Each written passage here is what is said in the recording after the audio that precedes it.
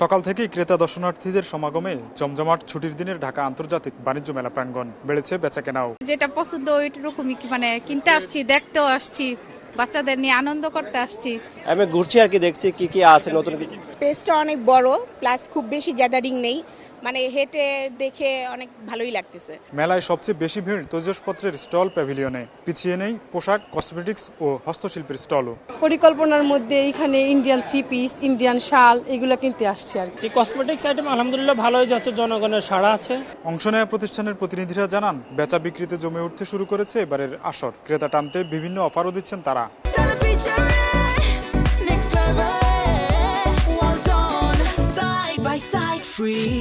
বিক্রি কাস্টমারদের উপস্থিতি ভালো, গতবার তুলনায় একটু কম, কিন্তু মোটামুটি আছে। আমরা চেষ্টা করি আর কি অন্য দিনের তুলনায় ছুটির দিনেরটা আমরা পোষায় নেওয়ার জন্য। সময় গড়ানোর সঙ্গে মেলায় বিক্রি বাড়লেও কমছে না পণ্যের মান ও তুলনামূলক উচ্চ মূল্য নিয়ে ক্রেতার অসন্তোষ। তোফাজ্জল হোসাইন, সময় সংবাদ, ঢাকা।